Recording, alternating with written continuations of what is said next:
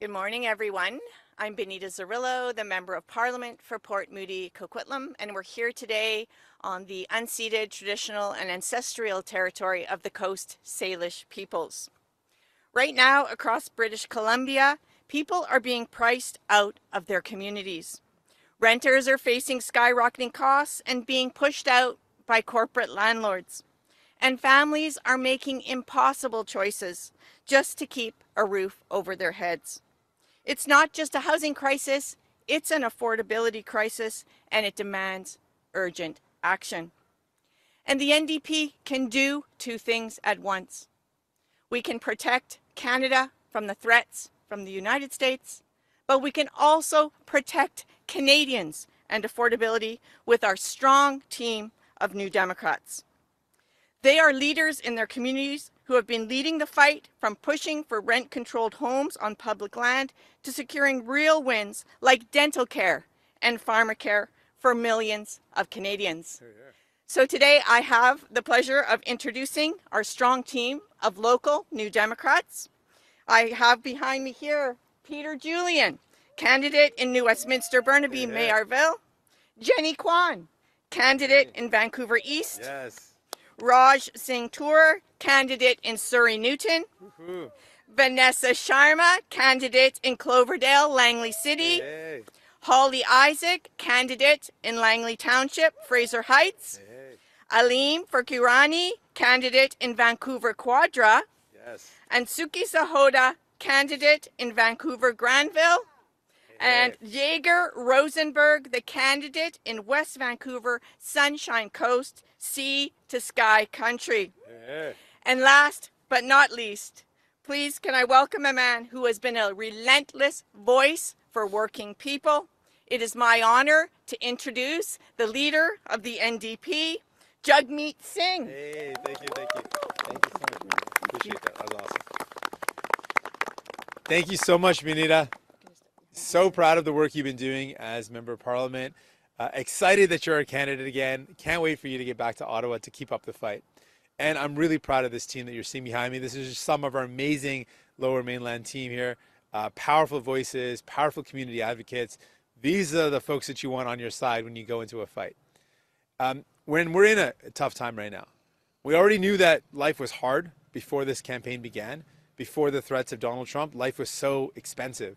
The cost of groceries, the cost of buying a home, the cost of buying a place that's affordable. It was so tough. It was so hard. So many people felt their budgets were just so squeezed. They were paying so much for everything. They had nothing left over to save up at the end of the month. So times are tough. And now we've got a storm in front of us. A storm that means a rocky future. We've got Donald Trump and the constant threats, the daily ups and downs, the tariffs and the trade war, which mean that a lot of folks are worried that they might lose their job. People are worried that things that are already so expensive will get even more expensive. So we've been laying out our vision for how we can make life more affordable. In that storm that's coming ahead, you don't have to choose between a leaky roof or a cracked foundation. You don't have to choose between Mark Carney and the Liberals, who have shown you that Mark Carney's really not in it for you. He's shown us who he's in it for. He has been the chair of a large corporate landlord that engaged in renovictions. Kick people out of their homes just to squeeze more money out of everyday working families. That they bought affordable homes, specifically affordable rental homes, and then jacked up the rents to try to squeeze, again, more out of people.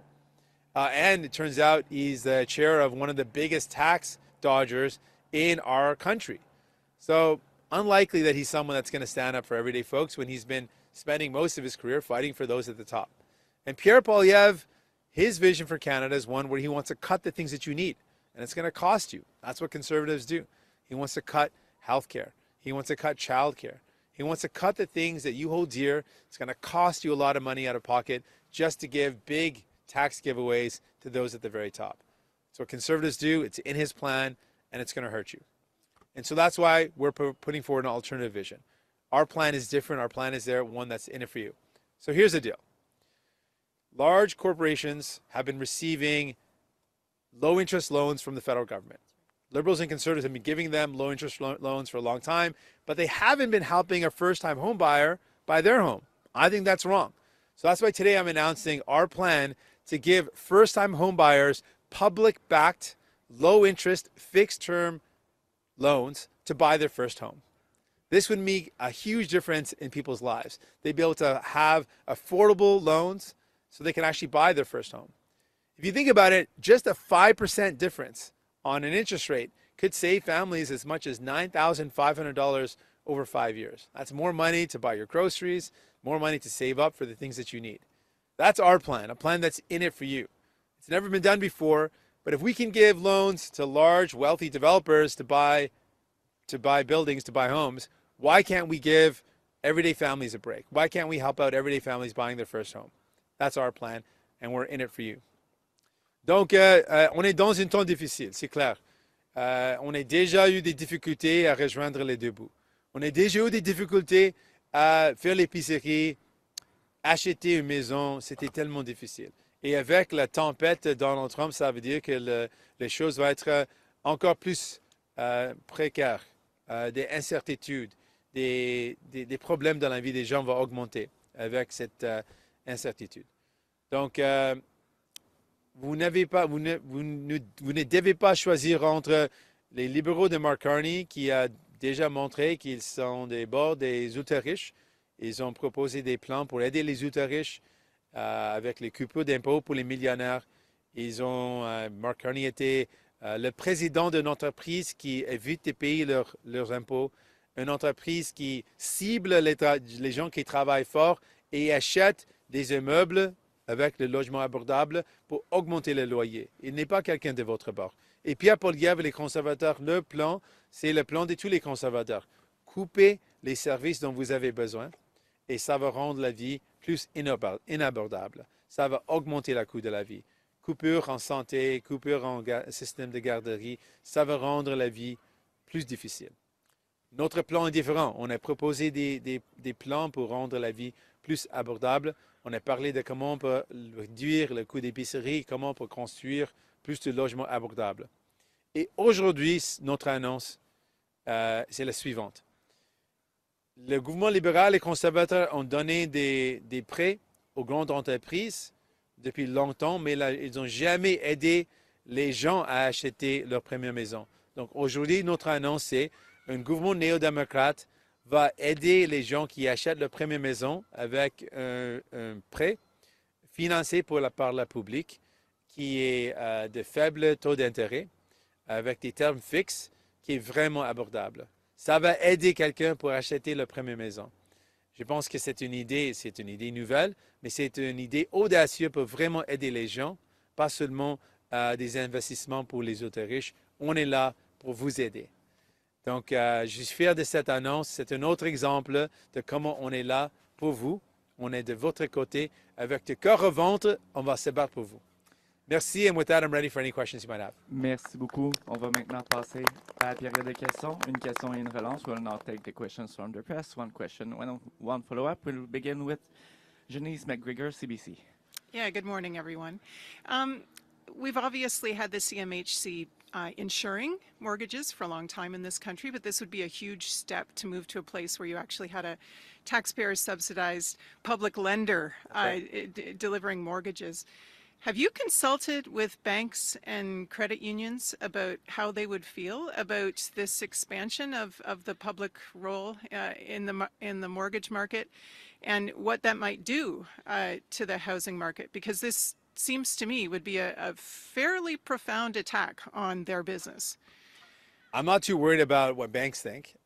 This is about helping out people. And for a long time, federal governments have been providing low-interest loans to wealthy developers. So they've already been doing that for wealthy developers. They just haven't done it for everyday families.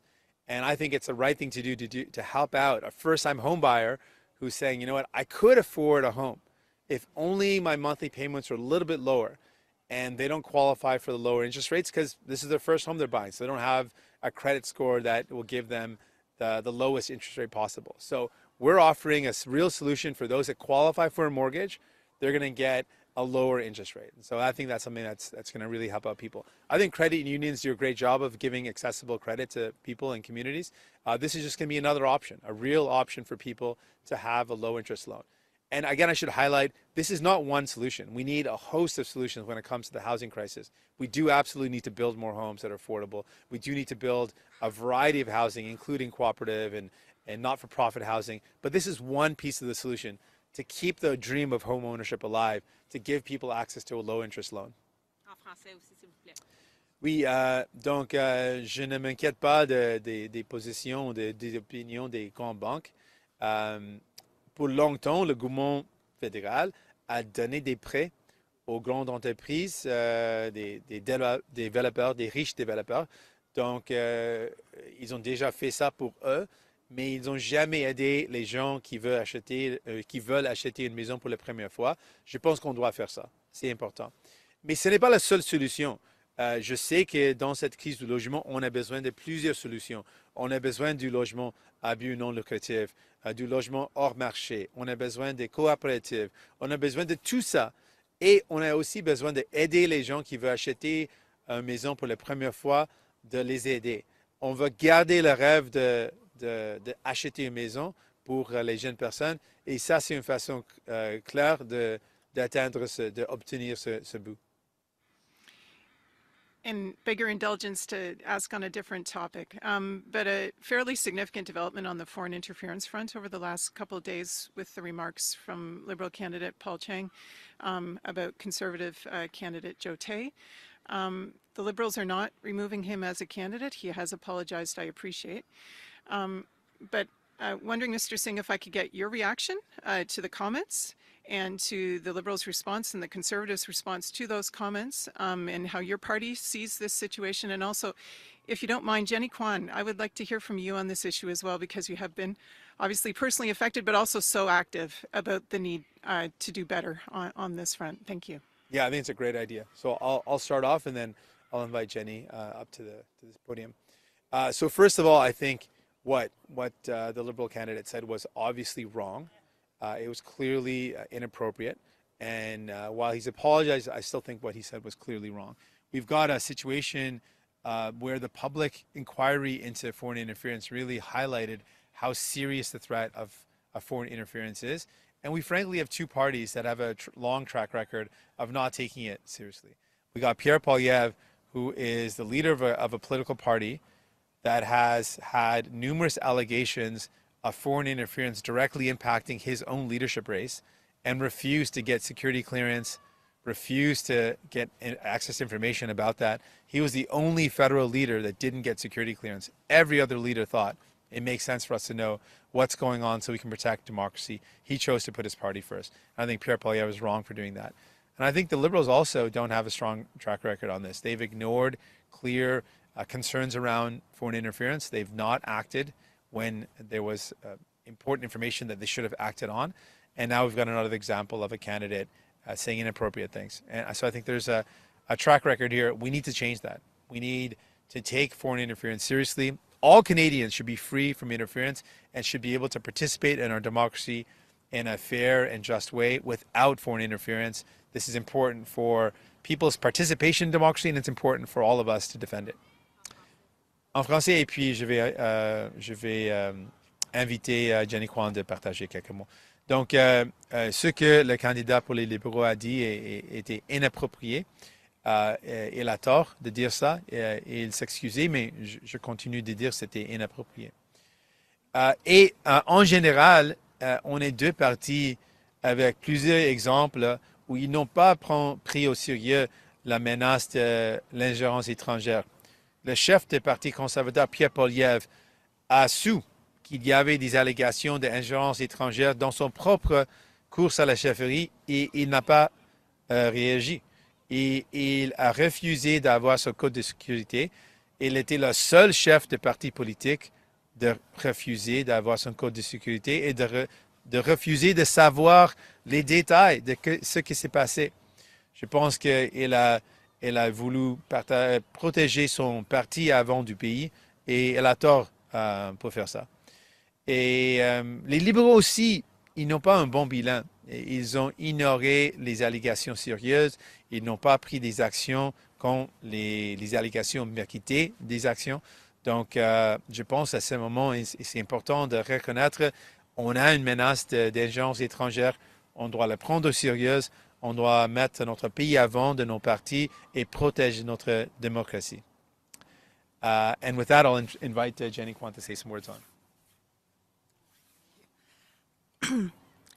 From my perspective, the comments from the Liberal candidate, Paul Chan, is absolutely astounding. He is a police officer, and he ought to know that when the CCP went out and put a bounty on anybody, including Canadians, that cannot be acceptable. That is intimidation at its worst.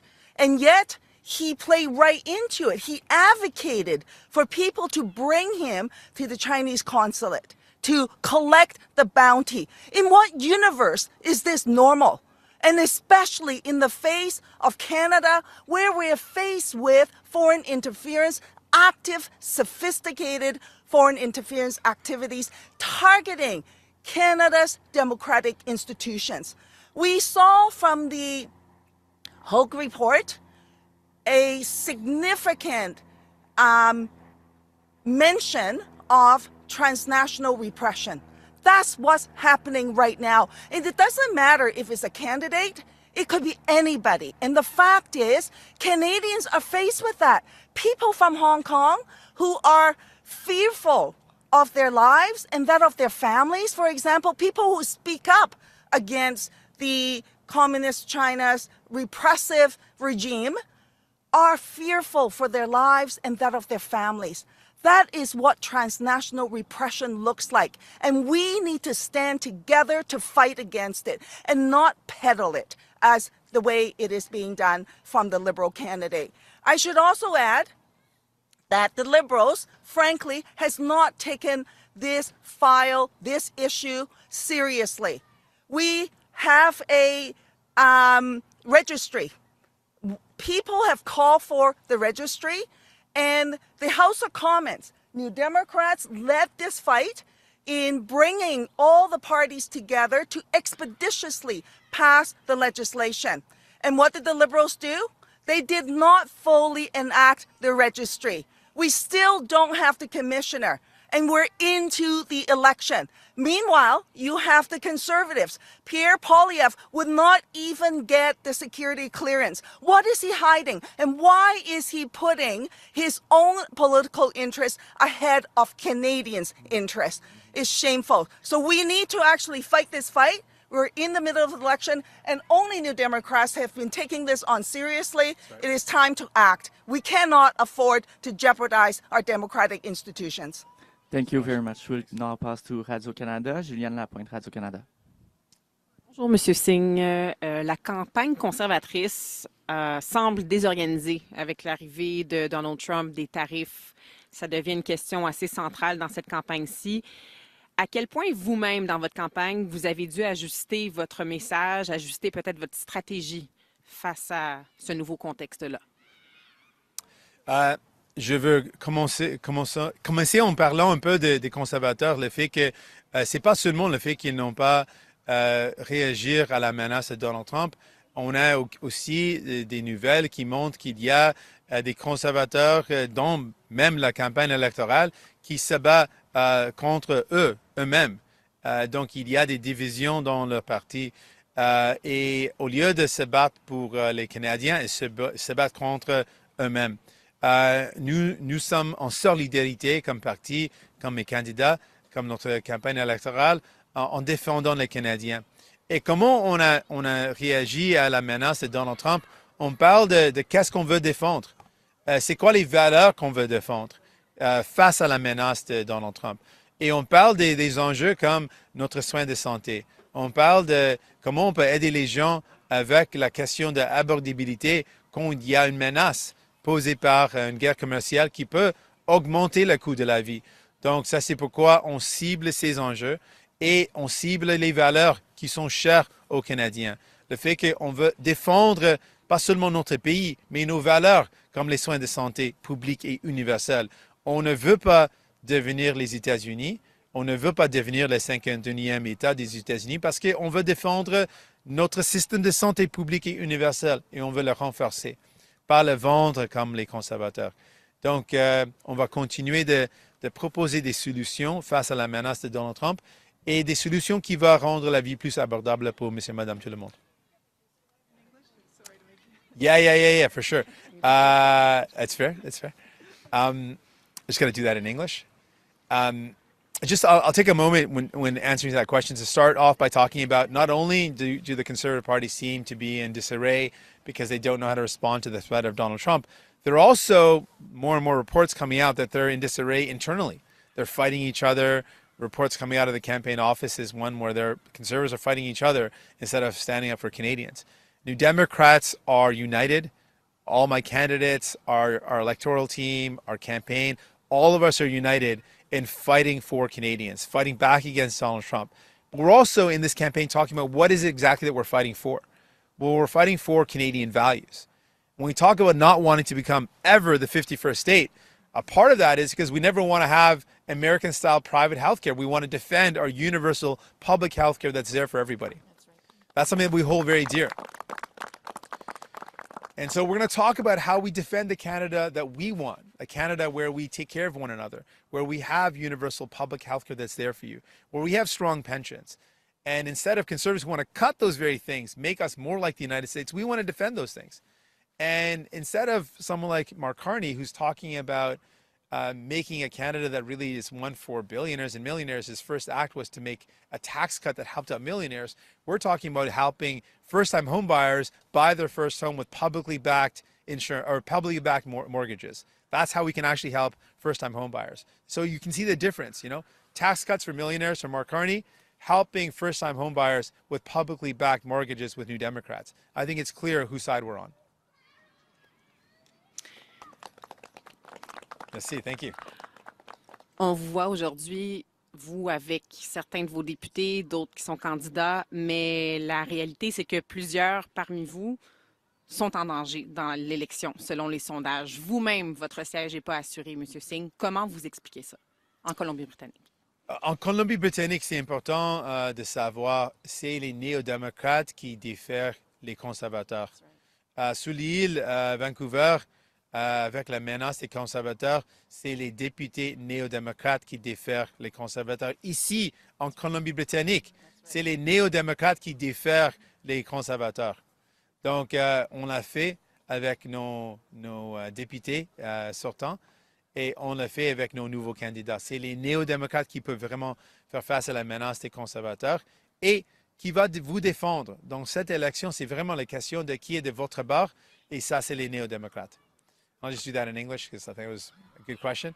For folks out there in British Columbia, remember it's New Democrats that beat Conservatives. Again and again, you'll see New Democrats beat Conservatives. On the island, Vancouver Island, it's New Democrats that beat Conservatives. Here in the Lower Mainland, it's New Democrats that beat Conservatives. So if you want someone that's on your side, that's going to fight back and defend you and your family, not the billionaires, not the millionaires, not rich CEOs, but you, that's New Democrats that'll do it. Thank you very much. Now, Rachel Aiello, CTV. Yeah. Good morning, everyone. Picking up on that a bit, people have started questioning whether it is still the right strategy for you to be campaigning as to be the next prime minister in this election, and that's coming amid some speculation that your seat might be in trouble. Just wondering, is there another case you should be making to Canadians and to your constituents about the role you and the NDP should be playing in the next parliament? I think it's a really important question, so I want to take a moment to reflect on this.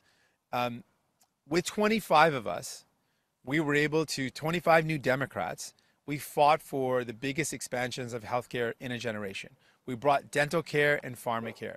These are concrete things that improve people's lives. Millions of people have received dental care because of us.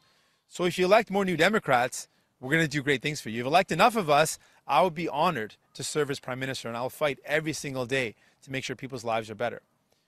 Canadians will choose the outcome of this election. When you're choosing, remember, more New Democrats means you are better off. When you vote for a New Democrat, you get things like dental care and pharmacare, things that would have never happened but for us being there. The more New Democrats you send to Ottawa, particularly in this difficult time when there's going to be very hard negotiations about the future of our country, who do you want in Ottawa fighting to make sure that people are not on that negotiating table? Our healthcare is not on that negotiating table. Our natural resources, our environment, the things that make us who we are not on that table. You need to elect a New Democrat to do that.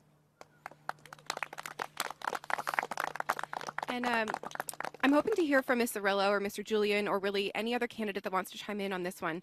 I'm just curious, you know, we're seeing headlines about the NDP support in the province slipping. I'm just wondering what you're hearing at the doors and how are you addressing it when voters say that they feel like they have to vote Liberal in this election because of the threat of Donald Trump? Well, I'll start off with an answer, and then maybe I'll invite Peter, because we had Benita here, maybe, and Jenny spoke, so maybe we'll get Peter to mix it up. And so I'll start off by saying, think about what we were able to do for people in this minority government. We're seeing right now the Conservatives are infighting. Their campaign is kind of falling apart. They're fighting each other in their campaign office. Our campaign, our team is in solidarity. We're united and solid, fighting for you and your families. But think about what happened in this past minority government. Think about what happened anytime New Democrats had positions of power. We fought for you. The things that we hold dear, like our health care, that happened because New Democrats fought for it. Tommy Douglas and his team fought to deliver universal health care. Anytime New Democrats are elected to Ottawa, you are better off. So if you're wondering who to vote for a New Democrat. They're going to make sure that you have someone that's going to fight for you, that's going to stand up for you, that's going to be on your side instead of the billionaires. The billionaires already have a lot of support. You need someone that's going to fight for you, and that's a New Democrat. I'll invite Peter up to share a couple of thoughts.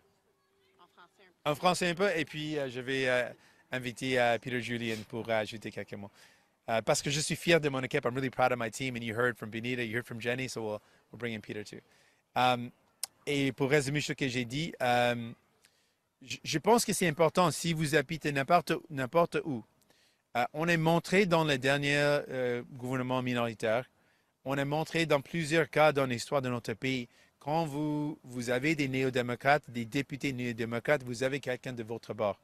Et on livre la marchandise. On a un système de santé publique et universel grâce à Tommy Douglas et son équipe.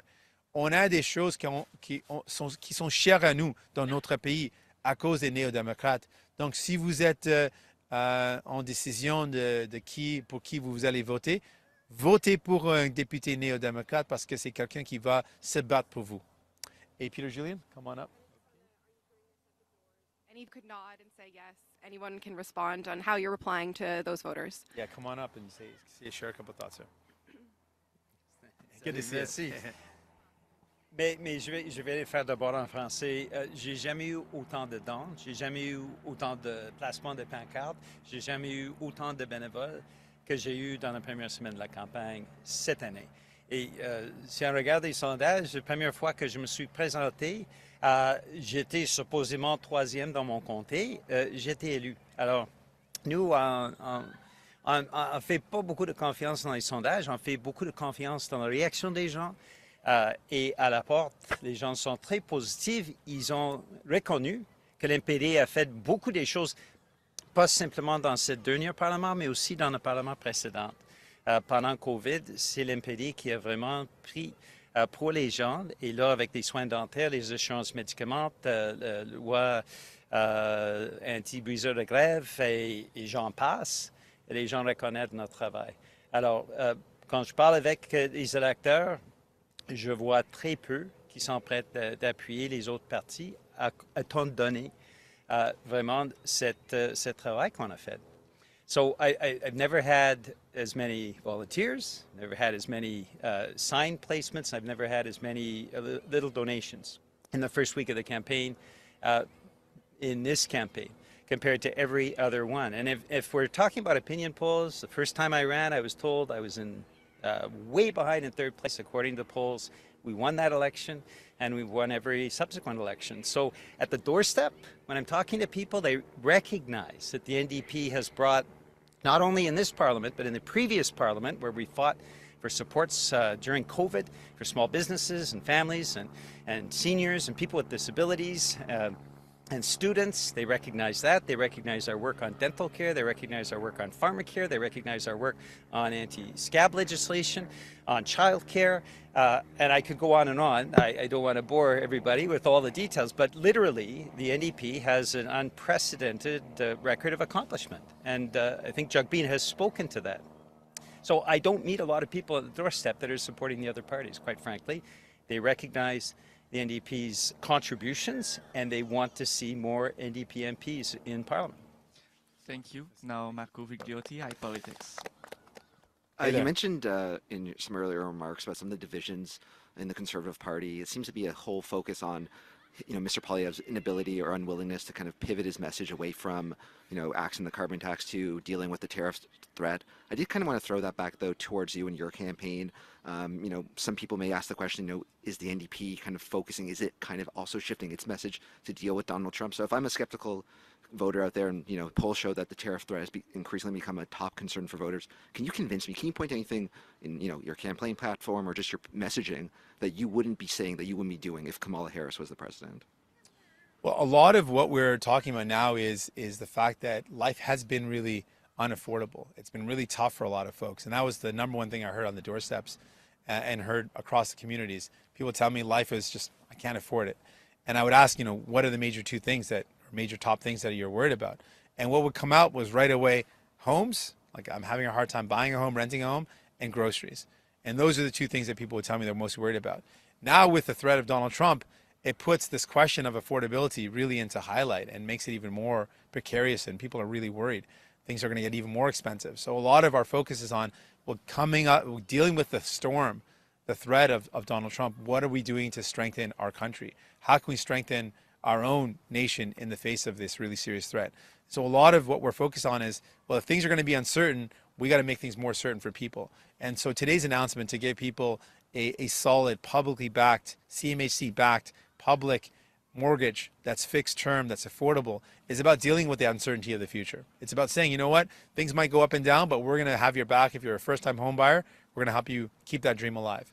And when we talk about how we can bring down the price of groceries, it's also in the face of a lot of uncertainty caused by Donald Trump. How we can bring down the price of groceries and keep the big corporate grocery stores from ripping you off. It's again in that context of being ripped off in light of more threats coming from Donald Trump and the trade war, meaning things get more expensive. And when we talk to auto workers in Windsor, we talk to manufacturer workers saying, how can we make sure that we've got a more resilient economy? So let's build Canadian, buy Canadian, drive Canadian. Supporting buying Canadian vehicles to support our own industry in our country is about standing up and fighting back against Donald Trump. Using Canadian steel and aluminum to build the infrastructure, using BC lumber to build the infrastructure that we need in our country is about strengthening our own economy. Investing in our infrastructure is a way to say, you know what, we don't know what Donald Trump's going to do next, but we do know what we can do in our country. Let's build infrastructure that we need, and let's use Canadian materials, Canadian products, and Canadian workers to build up our country. So all of what we're talking about is how we can stand up to the threat of Donald Trump in that context. Also, you mentioned, talking about the progress made around dental care and pharmacare. The Conservatives have been attacking, Mark Carney, saying, he's kind of stolen their ideas with getting rid of the consumer carbon tax, walking back the capital gains changes. But also, it's interesting that they've also been campaigning heavily on the progress they've made on dental care and pharmacare. So, you could make an argument that the Liberals are certainly trying to run with those kind of campaign wins or, legislative wins. Why do you feel like your party's not getting the credit for that? Well, this is a campaign, and we think campaigns matter. And this is an opportunity for us to let people know, those things that we're really proud of, the things that the Liberals might be bragging about, we actually made those things happen. Dental care, we made happen. Pharmacare, we made happen. Anti-scab legislation, we made happen. And so when people are going into the dentist's office and getting their teeth looked after, seniors are getting their teeth looked after for the first time after living in so much pain, we can say very confidently, we made that happen. And this campaign is an opportunity for our candidates to go to the doors and let people know, those things that work really well, they would never have happened if the Liberals were there on their own. It's because New Democrats forced them to make it happen. And we can prove that. So this campaign is going to be a great opportunity for us to show the work that we've done and for folks to know, moving forward, let's keep in mind who's going to be in it for you. We've shown you we've been in it for you, but moving forward, you also need someone that's going to fight for you. There's a lot of uncertain times ahead. I really talk about this storm. That storm is coming. And you don't have to choose between a leaky roof or a cracked foundation. You've got New Democrats who want to build those safe homes for you to weather this storm. And not a storm that's weathered if you're super rich, but for everyday families. We're in it for you. And we're showing you that every day of this campaign. We're going to continue to show you that. Thank you. Last question, Daryl Greer, Canadian Press. You talked about New Democrats beating Conservatives on Vancouver Island, but places like that, Pierre Poilievre, regardless of the disarray in the campaign and the reports of that, they've kind of come to eat your lunch. They're appealing to the working class that the NDP is, usually the, self-proclaimed champion of. How are you trying to combat those kinds of voters that traditionally would have perhaps gone with New Democrats, but have gone over to the Conservatives because of Poilievre's targeted messaging toward them? Like I said, I believe campaigns matter. And in this campaign, we're going to make the case for folks. Maybe you saw a flashy ad from Pierre Poilievre, but let's tell you who he really is. Who he is he's a career politician who spent his career attacking working people. People should know his track record and his voting record. He voted against minimum wages. Voting against a federal minimum wage increase shows you whose side he's on. That doesn't help a working person. That helps the big bosses. He voted against workers fighting back for fair wages. Again, sided with the big bosses. He voted again and again against the interests of working people. And in this campaign, it's an opportunity for us to let people know what his track record is, who he stood with and who he's not stood with. And look at his plans right now moving forward. His plan is to cut pensions. It's not hard to believe because seniors saw that happen under the Harper government. He wants to do that again. He wants to cut your pension. He wants to cut healthcare. At a time when we need more investments into healthcare, we need more healthcare workers. He wants to cut it, make it harder for you to get the care you need, make you wait even longer to get care. So this campaign is going to be one that really matters, where we can show folks that Conservatives cut and they hurt you, and Mark Carney is not in it for you. Like it's no surprise that a career banker and someone that was ahead of a large corporate landlord, Brookfield Investments, is not someone that's going to care about you and your family getting a home you can afford.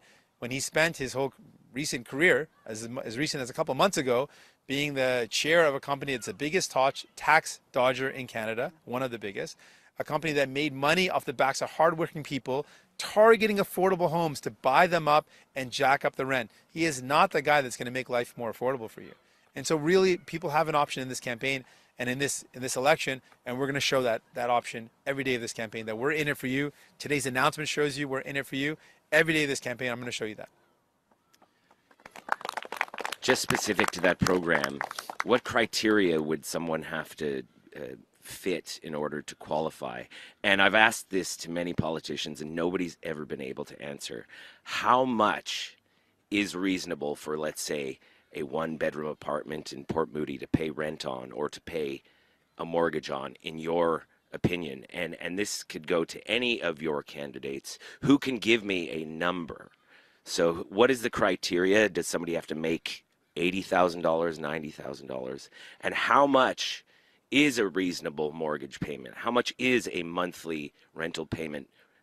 How much would that be to be reasonable in your opinion? Sure. I can give you a couple of different responses. So first of all, who would qualify when you go to apply for a mortgage? The same criteria that you would apply for a bank mortgage, but instead of having to deal with a high interest rate at a bank, we're offering you a publicly backed, low interest, fixed term rent mortgage that's more affordable. So it would beat whatever the rates that banks are given. It would be more affordable. It would be long term. It would be sustainable. And the same criteria that someone would go in and get approved for another mortgage, it would be applied for this case. What would define a first-time home buyer? We've laid out some more details about that, and we can give you more details about our definition for a first-time home buyer. In terms of what's affordable, there's been lots of different metrics around what's affordable. But you need to have money left over to buy the things that you need in your life, your groceries, and save up. So there's been some folks saying that you shouldn't be spending half of your money on your home. And so more affordable would be, some folks have talked about 30%. It should be the cutoff. It should be no more than 30% of your take-home income. So you have at least 70% left over.